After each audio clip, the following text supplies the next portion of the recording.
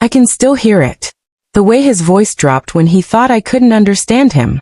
The way her laugh, his mother's laugh, clipped at the end, like she was trying to keep it down. I wasn't supposed to hear a single word. For weeks, the world had been nothing but a dull hum. No music. No laughter. No arguments. Just a blanket of silence that I thought I'd be trapped under forever. But that afternoon, I sat perfectly still on the couch, eyes closed, head tilted just enough to let them believe I was napping. They had no idea that somewhere in the last few days, sound had begun creeping back into my world.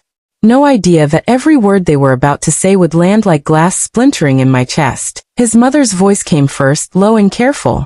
"You can't keep living like this, Michael," she said. "You're young, you have a life ahead of you. She's not the same anymore." And then his reply, calm, measured, like he'd been rehearsing it. "I know, Mom. I've been thinking, once she signs those papers, Rachel can finally move in. It'll be a fresh start for me." Rachel. The name I didn't recognize, but one that made the room tilt under me. He wasn't talking about a caregiver.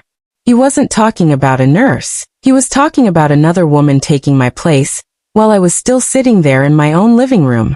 I kept my breathing even. I didn't move. If they saw my hands trembling, if they noticed the way my jaw tightened, it would ruin everything. Because in that moment, I realized something.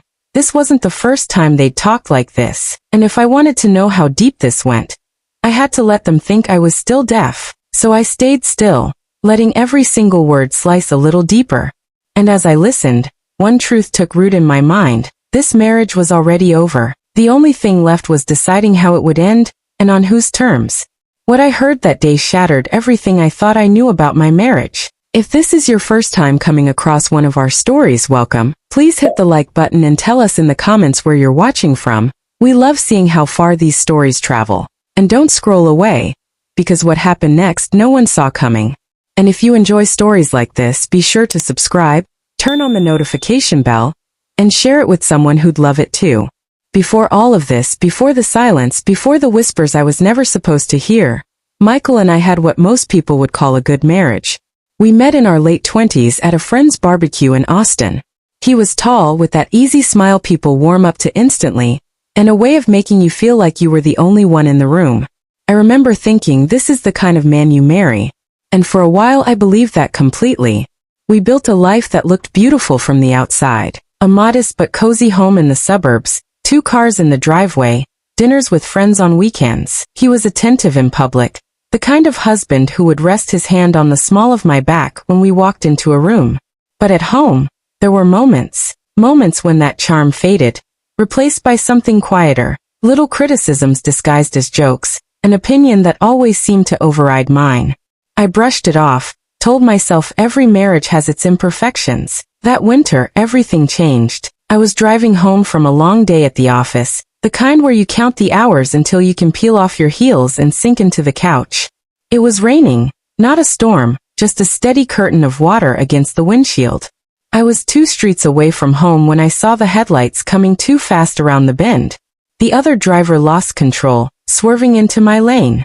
I don't remember the exact moment of impact, just the deafening blast of the airbag and the crushing jolt that slammed my head sideways. Then silence. A silence so complete it felt like I had been dropped into another world. When I woke in the hospital, Michael was sitting beside the bed, his face pale. I could see his lips moving, but his voice was gone, replaced by a muffled nothing. The doctor came in, speaking slowly, over-enunciating, and I read enough on his lips to piece it together.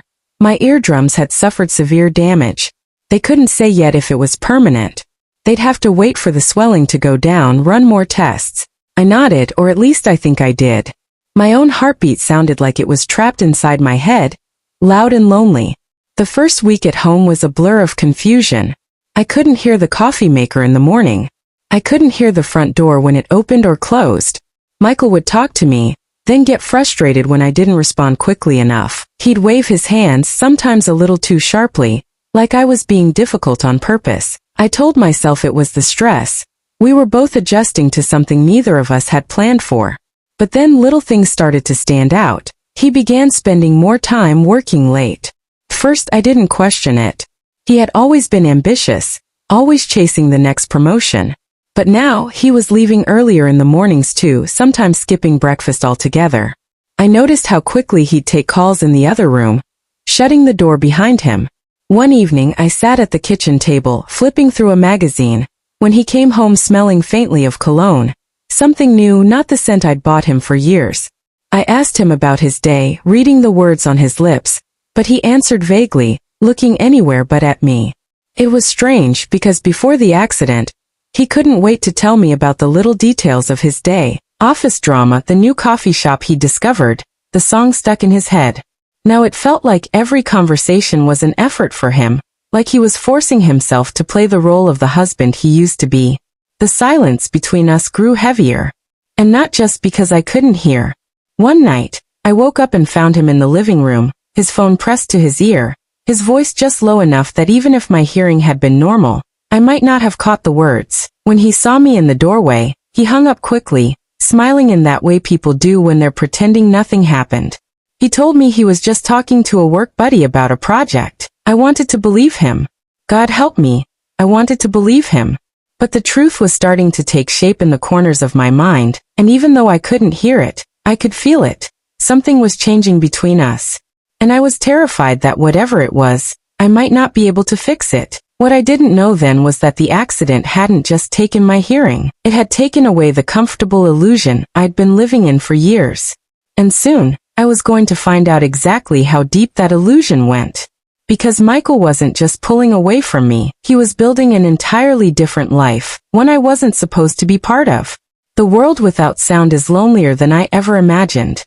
It's not just the absence of voices or music. It's the way life itself feels muted. The hum of the refrigerator, the rustle of leaves outside, the creak of the stairs under my own feet, all gone. I would watch Michael's lips move, his expressions shift, but the words never reached me. I began to memorize the shapes his mouth made for simple phrases, but conversations felt like walking on a rope bridge, every step uncertain, every guess a risk. I became hyper-aware of my dependence. I couldn't hear the kettle boiling or the smoke alarm if it went off. If someone knocked on the door, I'd miss it entirely unless I happened to be passing by. Michael seemed impatient with this new version of me. If I asked him to repeat himself, he'd sigh, sometimes shake his head, and rephrase with as few words as possible. The only real kindness came from Clara, our neighbor across the street. She was retired, always tending to her roses in the morning, and she took it upon herself to check in on me. She started showing up with grocery bags, saying she'd accidentally bought too much bread or milk. She spoke slowly, clearly, letting me read her lips without embarrassment.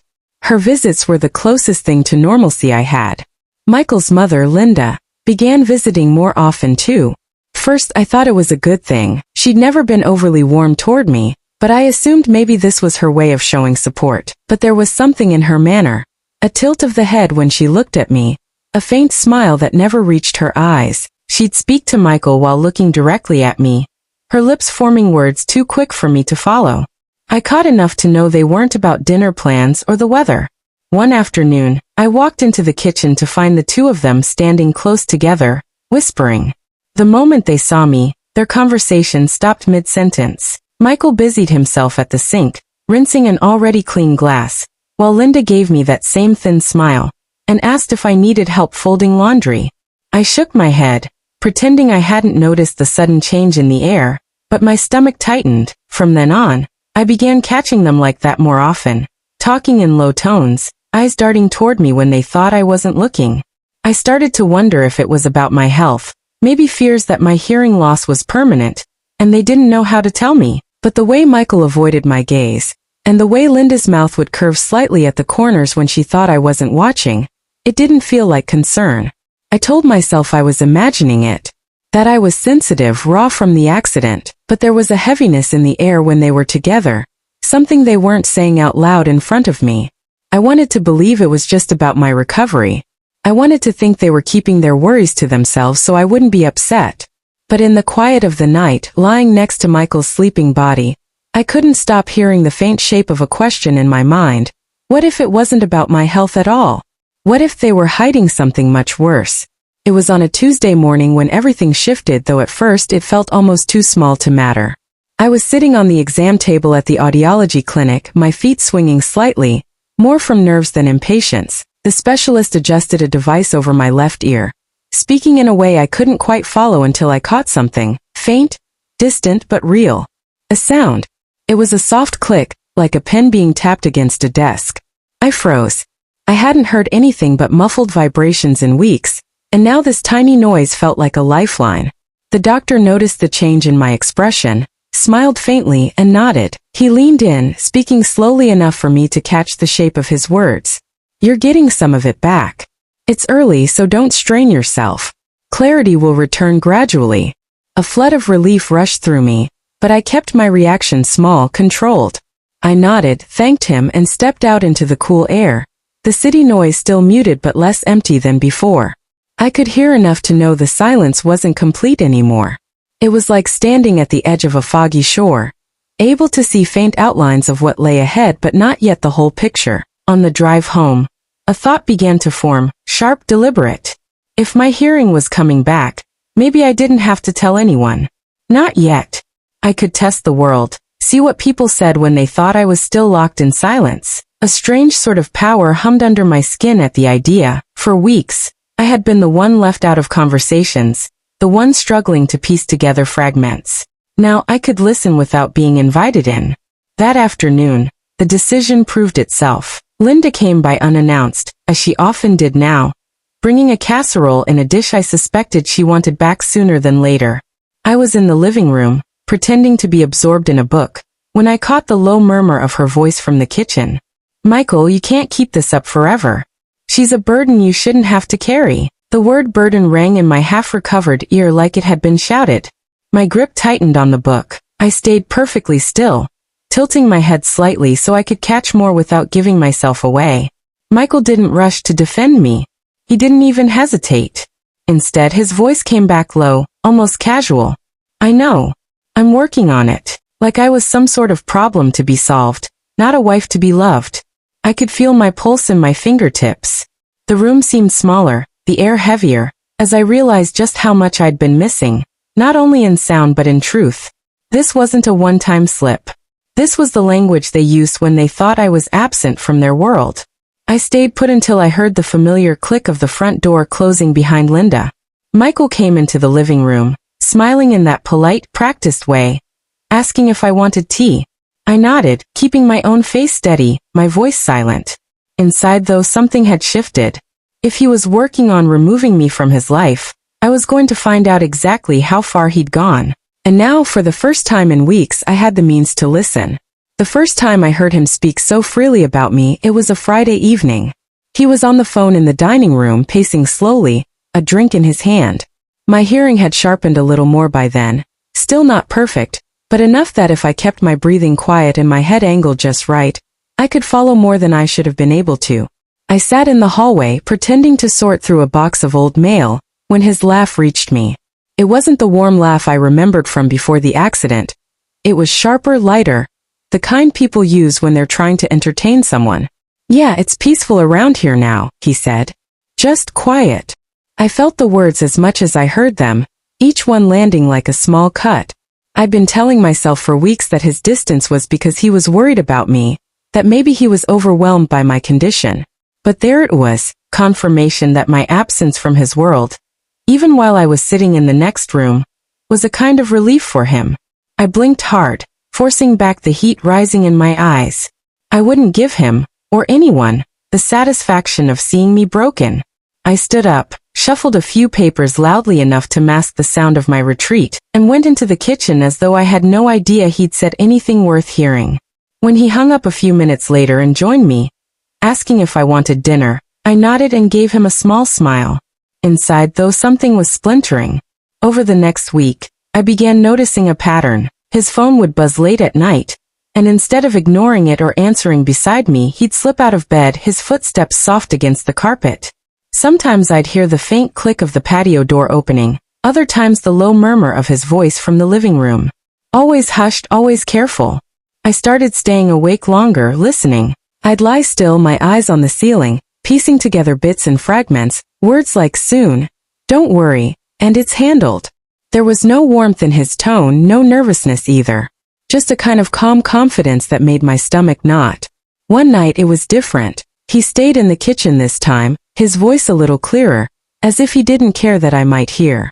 I was in the hallway again, leaning slightly against the wall, every muscle tense. She's not going to be around much longer, trust me.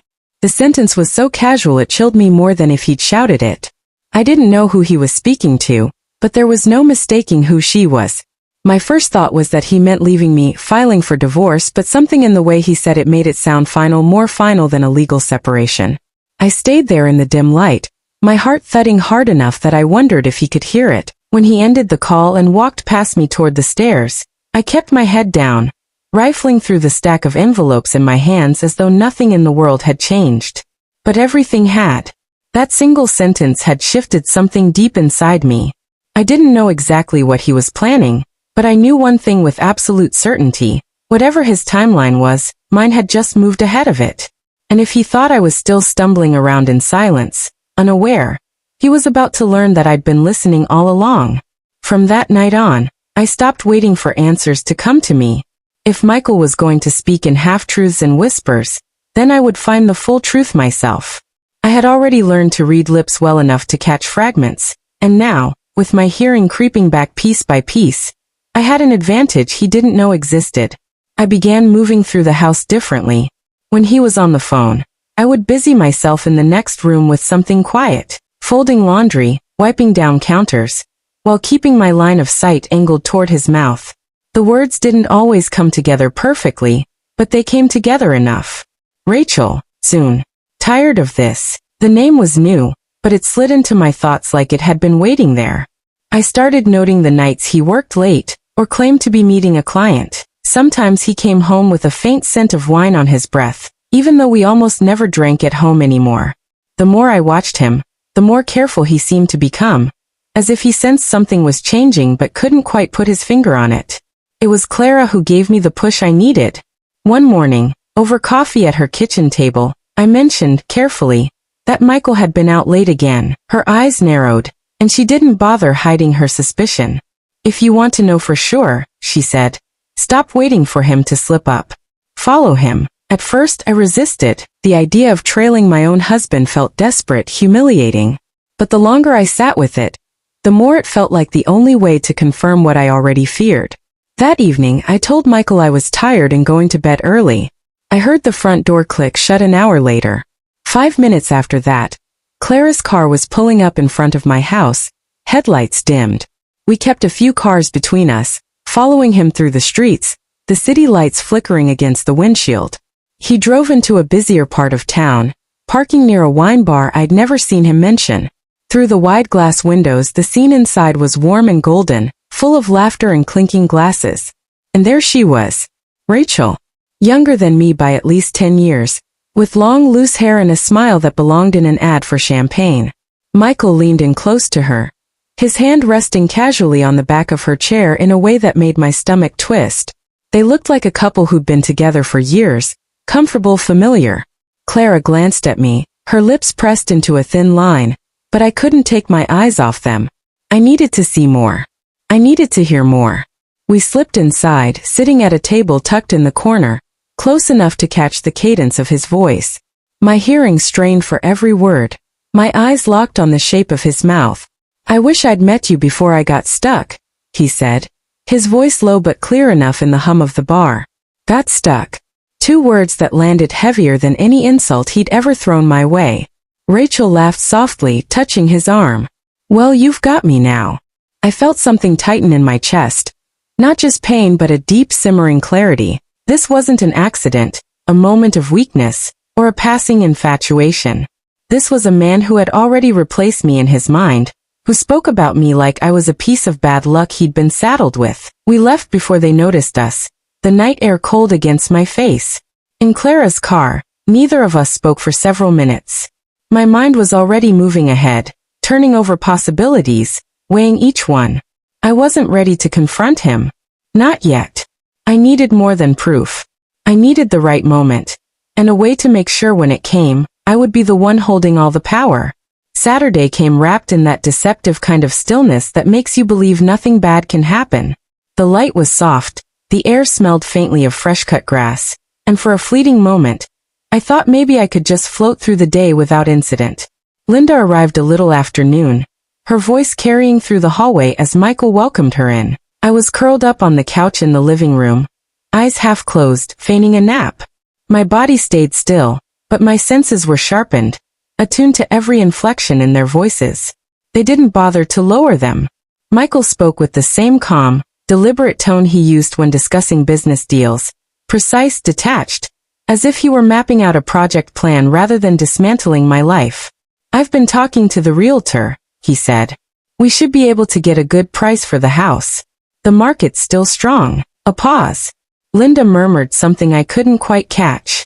She doesn't know yet, Michael continued, his voice almost bored. I'll tell her when the papers are ready.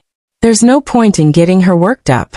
She's practically useless now anyway. The words sliced through me, each one landing like a blow to the ribs. I could feel my heartbeat thudding in my ears, my breath catching somewhere between my lungs and my throat. But he wasn't finished. Once I have her signed off on the papers, he said with chilling ease, Rachel can move in. Rachel, hearing her name in my living room, in my husband's voice, in the same air I was breathing, it was like a violent crack splitting my world open. It wasn't just betrayal. It was eviction from my own life. Speaking head, you think you know betrayal? No. Betrayal is when someone plans your replacement before you're even gone, when they use your silence as permission, and your trust as a stepping stone. That's when the real breaking begins. I stayed perfectly still, my face turned toward the back of the couch, so they couldn't see the tears gathering in my eyes. My hands, hidden under the throw blanket, curled into fists so tight my nails dug into my palms. Linda's voice softened. Are you sure she'll sign? She will, Michael said with quiet certainty. She's too tired to fight me anymore. And once she's out, I can finally have a life worth living. Too tired to fight. The arrogance of it lodged in my chest like a splinter I couldn't pull out. I listened to them shift topics to vacation plans to renovations Rachel might like, while I lay there memorizing every word. Not one syllable would be wasted. Each one would become part of the arsenal I was building in my mind. That afternoon I learned something vital. Sometimes silence isn't surrender. Sometimes it's the sharp inhale before the strike. I didn't move that entire afternoon. My body stayed draped on the couch, my breathing slow and steady, but my mind was already weaving threads into a web. Not a messy tangle of rage, no, I couldn't afford that. This wasn't going to be an explosion. It had to be quiet, precise, and devastating enough that when it landed, there'd be no recovery for him. There would be no confrontation yet. Confrontation gave him a chance to prepare. This had to be a game played in shadows, with me as the only one who knew the rules. The next morning, I dressed simply and told Michael I was going to run errands. He didn't even look up from his coffee and phone. He mumbled something that sounded like, all right, as if my existence was just another household noise. Perfect. The less attention he paid, the better. I drove across town to an office tucked between a bank and a law firm. Not my usual lawyer, someone recommended by a friend of Clara's. Discreet, sharp-eyed, the kind of woman who looked like she could dismantle a man with a single sentence. Her name was Evelyn Hart. Evelyn didn't waste time with pleasantries. I laid everything out, my partial hearing loss, the snippets I'd caught, the name Rachel, the house, the plan to push me out.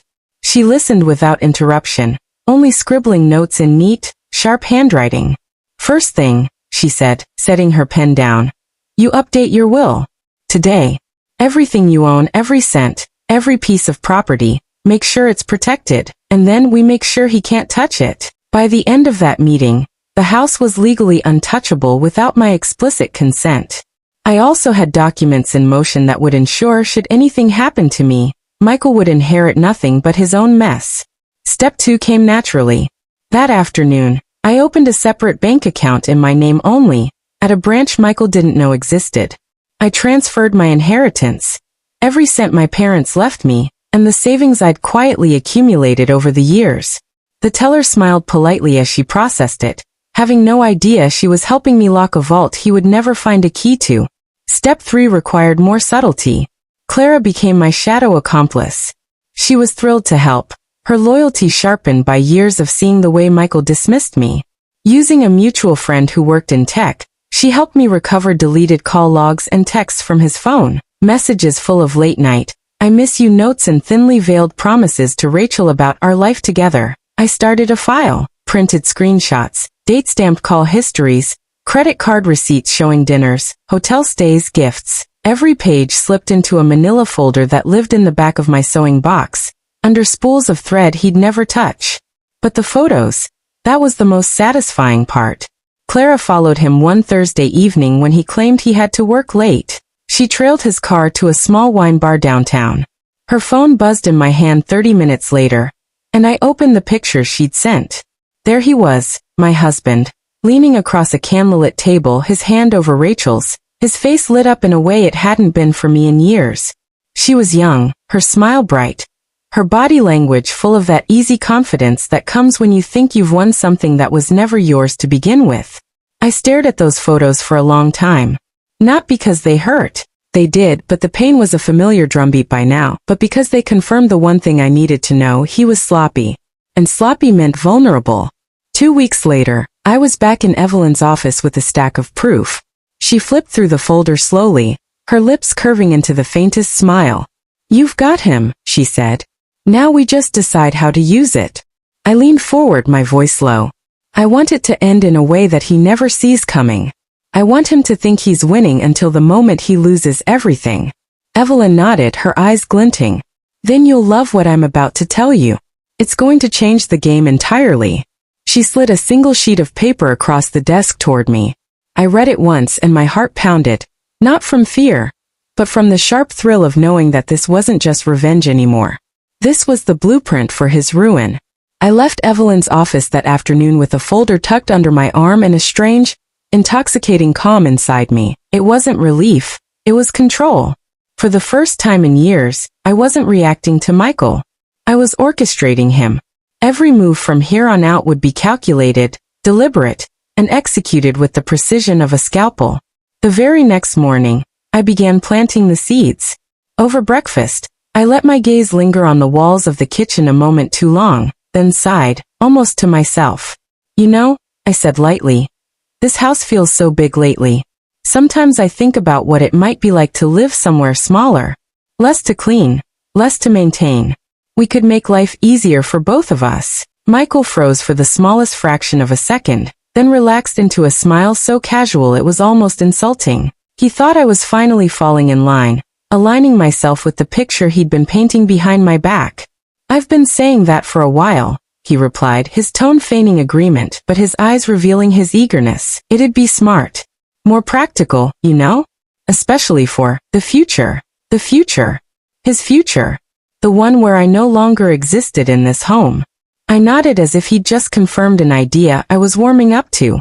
"Maybe you could look into what steps we'd need to take. You're good with that sort of thing." He didn't need more encouragement than that. Over the next week he began bringing up options at dinner.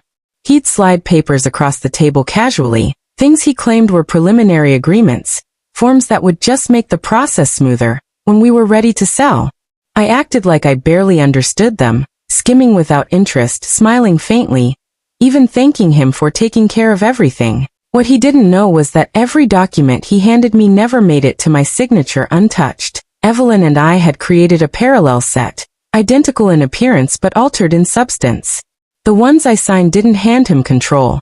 They locked him out entirely. Property transfers that appeared mutual on the surface were legally binding protections for me alone. Clauses he thought favored him had been rewritten to ensure he couldn't so much as repaint a wall without my consent. Each time I handed the signed papers back to him, he'd glance at the signature, satisfied, and slip them into his folder. I'd excuse myself to refill my coffee, hiding the flicker of satisfaction that threatened to creep across my face. He was archiving his own defeat in real time, too arrogant to notice. The more cooperative I became, the more he accelerated. He began talking about new places we could consider, dropping hints about a fresh start in a smaller home near the city. I played along, even visiting a few listings with him, pretending to measure the spaces for furniture I had no intention of moving. Clara, of course, was my quiet audience to all of it. Over wine at her apartment, I'd recount his eagerness, the way he nearly vibrated with anticipation when I agreed to his ideas. She'd shake her head, laughing softly at how blind he was. He thinks you're halfway out the door already, she said one night, her eyes glinting. I leaned back in my chair, swirling the wine in my glass. Good. Because the moment he thinks he's won, that's the moment I'll take everything back. When the final set of documents came, a thick envelope he claimed was just a formality before we could list the house, I didn't hesitate. I smiled as I signed my name in each space, slowly, deliberately, letting him see how compliant I was. Inside I was steel. He thought I was walking into his trap. In truth, he was already tangled in mine, each thread wrapped tighter with every stroke of my pen. I slid the papers back across the table. There you go, I said softly. Whatever makes life easier for you. He smiled. Oh, that self-satisfied smile. As if the game was over and he had already won. But I knew better. The game hadn't even started. The day the walls finally closed in on Michael was almost disappointingly ordinary. The sky was a soft gray, the kind that made the world feel muted and slow. I woke up early, brewed coffee, and sat by the window, sipping it slowly as the street outside came to life. I knew what was coming, but I didn't rush it. There's a quiet pleasure in letting someone walk willingly into their own ruin. By mid-morning, he was in his study, making one of those hushed phone calls he thought I couldn't hear. His tone was smug, self-assured. He was telling someone, probably Rachel, that everything was almost finalized. He didn't notice the courier slip an envelope into my hands at the front door. Divorce papers. Freshly prepared, legally airtight, and timed to perfection. Evelyn's instructions were clear. The service would be official within the hour, but first, the pieces had to fall exactly where I wanted them. I waited until after lunch, when Michael liked to take a short break from whatever business he pretended to conduct. I found him at the kitchen island, flipping through a folder, one of the ones he believed held our house documents, the ones he'd been so careful about. I placed a different folder in front of him. Thought you might want to see the final version, I said casually. He opened it, expecting to find proof of his victory. Instead, his eyes narrowed, then darted over the pages as if the words might rearrange themselves into something he could stomach. His lips moved without sound as he read the clauses, each one naming me as the sole owner of the house, the sole beneficiary of the accounts, the sole decision-maker of every asset he thought he'd already claimed. Where did you get this? He asked finally, his voice a fragile thread. That, I said evenly, is the only version that was ever real. Before he could speak again, there was a knock at the door. The courier stood there, expression neutral, envelope in hand. Michael opened it, and his face drained as he unfolded the divorce papers. The date stamped on them was today. The signature at the bottom, mine, was bold and steady. I'm filing for divorce, Michael, I said simply. And before you ask, no, there's nothing left to fight over. The house is mine. The accounts? Drained. The joint ones, at least. Your personal accounts. Well, you never should have left your passwords saved on the home computer.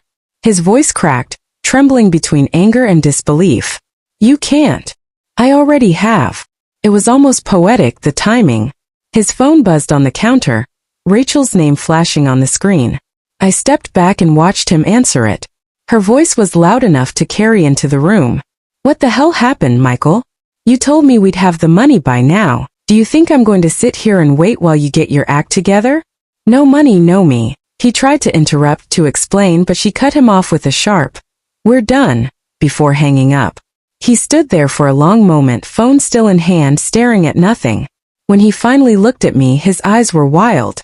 You've destroyed everything. I tilted my head slightly, meeting his gaze with the same calm I'd cultivated for weeks. No, Michael. I just reclaimed what was mine. It was then that Linda appeared, as if on cue, stepping into the kitchen with her usual air of superiority. She must have gotten his frantic call earlier because her face was already tight with judgment. I can't believe you do this to your own husband, she began, her tone dripping with accusation. After everything he's done for you. I laughed just once, sharp and short. Everything he's done for me? Linda, I heard every word. She froze, confusion flickering before realization dawned. Yes, I continued, my voice steady. Every word you whispered to him when you thought I couldn't hear.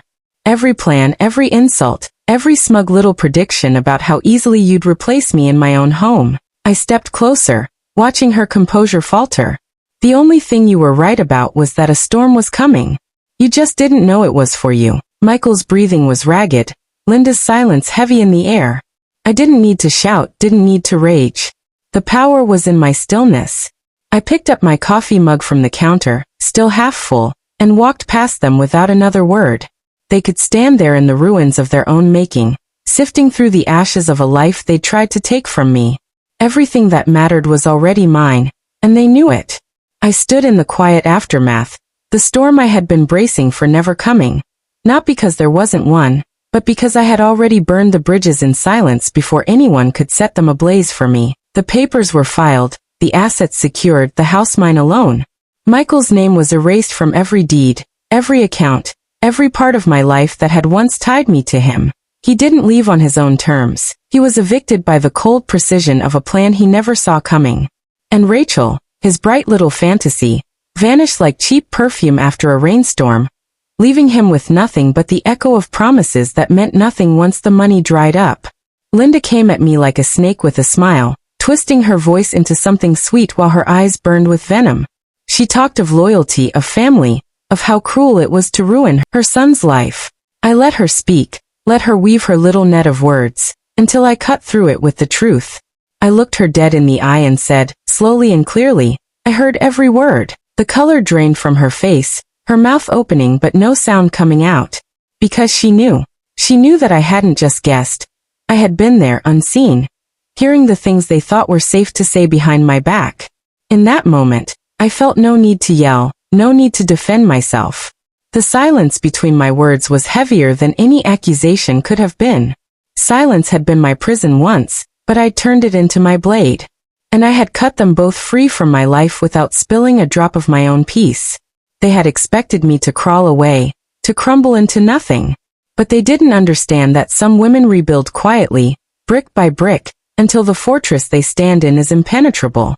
Michael's betrayal had been a wound, yes, but it was also the sharp edge that carved me into someone who could survive it. I learned that not all victories are loud.